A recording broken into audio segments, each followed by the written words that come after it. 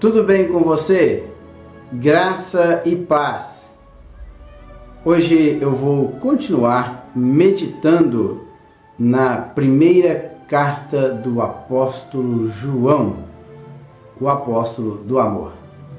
Carta esta que ele escreveu para os irmãos ali da Ásia Menor. Hoje, capítulo 4, ele vai falar sobre vencendo o mundo. Inclusive, essa ideia de vencendo o mundo, ele continua também ao longo do capítulo 5. Capítulo 4, ele começa assim: Amados, não creiam em qualquer espírito, mas examinem os espíritos para ver se eles procedem de Deus. Porque muitos falsos profetas têm saído pelo mundo. Vocês podem reconhecer o Espírito de Deus deste modo: todo espírito que confessa Jesus Cristo veio em carne procede de Deus, mas todo espírito que não confessa Jesus não procede de Deus. Esse é o espírito do anticristo, e acerca do qual vocês ouviram que está vindo e agora já está no mundo. Filhinhos, vocês já são de Deus e os venceram, porque aquele que está em vocês é maior do que aquele que está no mundo. Eles vêm do mundo, por isso o que falam procede do mundo e o mundo os ouve. Nós viemos de Deus e todo aquele que conhece a Deus nos ouve. Mas quem não vem de Deus não nos ouve. Desta forma, reconhecemos o espírito da verdade e o espírito do erro. Nesses primeiros versículos, até o do versículo 1 até o versículo 6, parece que abre um parênteses aqui na questão de vencer o mundo. Ele vai falar sobre o espírito que usa as pessoas, que motiva as pessoas, que está usando essas pessoas no sentido da pregação do evangelho. Não que agora eu vou saber onde é que estão os espíritos, eu vou examinar os espíritos. Eu não vejo o espírito, mas eu vejo a ação de uma pessoa que está sendo usada por um espírito. Então, essa aí é fácil de detectar, quando a pessoa está sendo usada por um espírito, através daquilo que ele fala, do seu proceder, da sua maneira. Então eu sei se realmente é o espírito que está motivando aquela pessoa, está usando aquela pessoa, procede de Deus ou não. Com certeza João, ele queria falar desta maneira. Para mim, eu não creio assim de imediato em qualquer espírito, mas antes de crer na pessoa ou na mensagem desta pessoa que ela está trazendo, eu tenho que examinar o espírito que está usando esta pessoa, para ver se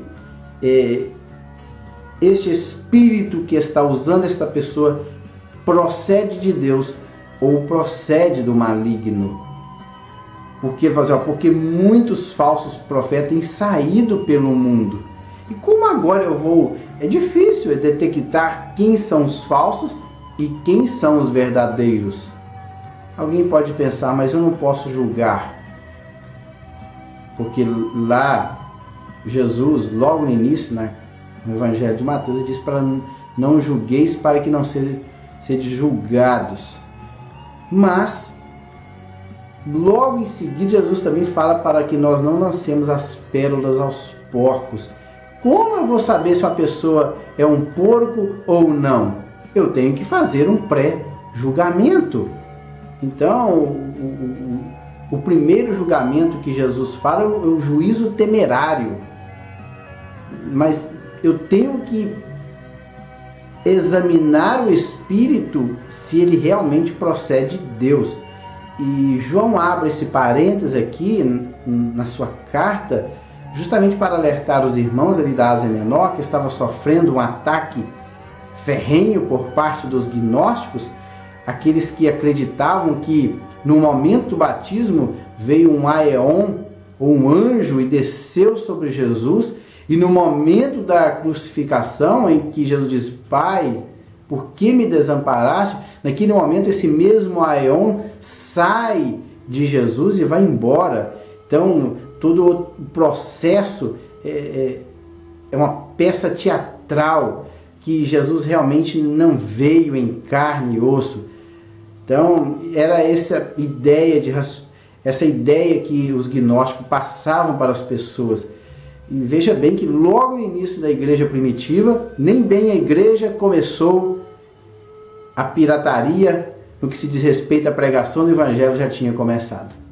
Antes mesmo de haver consolidado a igreja primitiva, o evangelho falso já estava se instalando no meio da igreja. Por isso que João ele vê a necessidade de, nesta carta aqui, relatar a respeito desses falsos mestres. Por isso que ele alerta, tem que examinar. Olha, irmão, não vou aceitando qualquer coisa não. Não vou deixando descer goela abaixo qualquer coisa não. Examinem os espíritos para ver se eles procedem de Deus. Porque muitos falsos profetas têm saído pelo mundo. E olha, vocês podem reconhecer o Espírito de Deus deste modo: todo aquele que confessa que Jesus Cristo veio em carne. Por quê? Os gnósticos, eles não aceitavam esta ideia de que Jesus, a divindade, o Deus tão santo, poderia habitar na carne humana, ou ter um corpo humano. Eles não aceitavam. Então, todo aquele que confessa que Jesus veio em carne, este procede de Deus. Então, deste modo, todo espírito que confessa que Jesus Cristo veio em carne procede de Deus. Mas todo espírito que não confessa que Jesus veio em carne não procede de Deus. Este espírito é do anticristo. Então, o anticristo já estava operando logo no início da igreja, acerca do qual vocês ouviram que ele está vindo. E agora já está no mundo. Olha, já está no mundo. Então o espírito do anticristo já opera desde o início da igreja, porque nós estamos vivendo os últimos dias aqui na terra. E olha, filhinhos, vocês são de Deus. Vocês já venceram o mundo. Por isso que fala vencendo o mundo. Vocês já venceram o mundo, porque aquele que está em vocês é maior do que aquele que está no mundo. Então vocês já venceram esse espírito que age, que comanda o cosmos, né? O sistema que rege o mundo. Vocês já venceram ele, porque vocês estão em Deus. E diz aqui que nós vencemos porque é maior o poder que está em nós que vence o mundo. Eles vêm do mundo. Olha, eles quem? Esses falsos profetas, esses anticristos, eles vêm do mundo. Por isso, falam e procede do mundo. Eles falam e procedem do mundo. Ou melhor, eles falam o que procede do mundo. Por isso, o mundo os ouve. Porque eles falam na mesma língua e o mundo os entende. Nós viemos de Deus e todo aquele que conhece a Deus nos ouve. Ouve quem? Está falando aqui, João está falando, todo aquele, nós viemos de Deus, João falou, e todo aquele que conhece a Deus vai ouvir esta palavra que João escreveu. Mas quem não procede de Deus não vai dar atenção àquilo que João está dizendo. Dessa forma, reconhecemos, diante de tudo isso que ele falou, olha, desta forma reconhecemos o Espírito da verdade, que é o Espírito de Deus, e o Espírito do erro. Agora, a partir do versículo 7, ele vai falar sobre o amor. Aquilo que Deus é, amor. Aquilo que Deus fez, através do seu amor, enviou o seu Filho. O que Deus faz, ele permanece em nós. E a confiança em Deus, e depois termina aí com a honestidade. Amados, amemos uns aos outros, pois o amor procede de Deus. Aquele que ama é nascido de Deus e conhece a Deus. Quem não ama não conhece a Deus, porque Deus é amor. Então é impressionante aí ele informando que Deus é amor. E que nós, se nós somos de Deus, estamos em Deus, e se nós estamos nele e ele em nós, nós devemos amar os nossos irmãos como ele nos amou. E agora, aqui a partir do versículo 9, ele vai dizer como é que nós devemos amar os nossos irmãos, assim como ele fez. Ele quem? Deus. Porque Deus, ele não amou somente de palavras, mas ele amou através de ações. Ele agiu. Então, olha, amados, amemos uns aos outros, pois quando eu amo o meu próximo, eu sei que realmente eu estou em Deus e Deus está em mim. E o amor, pois o amor procede de Deus. Então o fato de que realmente eu estou em Deus e Deus em mim, é que eu amo o meu irmão. Aquele que é nascido de Deus conhece a Deus. Então, se eu fui gerado por Deus, através da pessoa bendita do Espírito Santo e da obra expiatória de Cristo na cruz do Calvário, as três pessoas agindo, ele conhece a Deus. Quem não ama, olha, então quem não ama não conhece a Deus, pois Deus é amor. E ele 9 diz assim, olha, então vamos ver como é que Deus demonstrou este amor. Como que Deus, na prática, ele fez isso. Foi assim que Deus manifestou o seu amor entre nós. Foi assim que Deus manifestou o seu amor entre nós. Como? Enviou o seu Filho unigênito ao mundo, para que pudéssemos viver por meio dele. Nisto consiste o amor. Não que nós tenhamos amado a Deus, mas que ele nos amou e enviou seu Filho como propiciação pelos nossos pecados. Amados, visto que Deus assim nos amou, nós também devemos amar uns aos outros. Então, diz lá que Deus amou o mundo de tal maneira que deu seu Filho. Então, a prova deste amor de Deus, então Deus não amou somente de palavras, ele enviou o seu único Filho para morrer em nosso lugar. Ele foi o quê? A propiciação pelos nossos pecados. Ele é que tornou propício ou tornou aceitável este conhecimento, porque nós no passado, nós éramos inimigos de Deus, porque nós não conhecíamos a Deus e ainda praticávamos coisas contra o nosso Criador.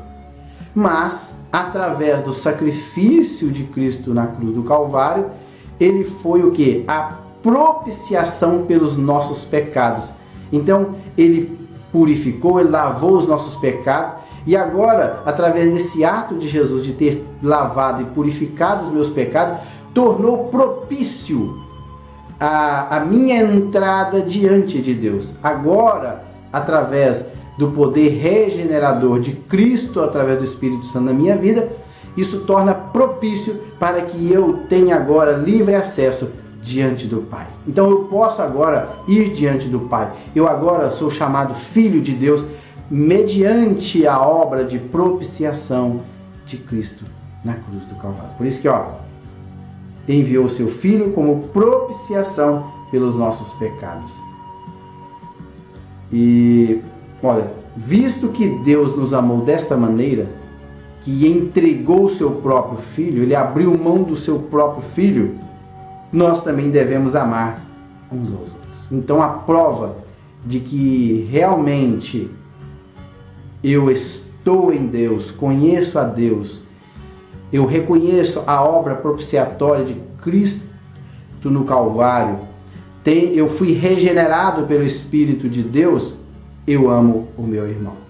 Se eu não amo o meu irmão, é prova de que não houve uma obra regeneradora, eu não tive o pleno conhecimento da obra propiciatória de Cristo na cruz do Calvário e também eu não conheço o amor de Deus. Versículo 12. Ninguém jamais viu a Deus. Se amarmos uns aos outros, Deus permanece em nós e o seu amor está aperfeiçoado em nós. Sabemos que permanecemos nele e ele em nós, porque ele nos deu do seu Espírito, Espírito que é maiúsculo. E vimos e testemunhamos que o Pai enviou seu Filho para ser Salvador do mundo. Se alguém confessa publicamente que Jesus é o Filho de Deus, Deus permanece nele e ele em Deus. Assim, conhecemos o amor que Deus tem por nós e confiamos nesse amor. Deus é amor. Novamente ele repete, Deus é amor. Todo aquele que permanece no amor, permanece em Deus e Deus nele. Então, Deus faz com que o que Deus faz? Ele permanece em nós. Então, primeiro, aquilo que Deus é, ele é o quê? Amor. Aquilo que Deus fez, enviou seu Filho. E aquilo que Deus continua fazendo, ele permanece em nós. Então, se eu faço isso, então Deus permanece em nós, porque Deus é amor. Nós sabemos que permanecemos nele, só que eu permaneço nele e Deus em nós.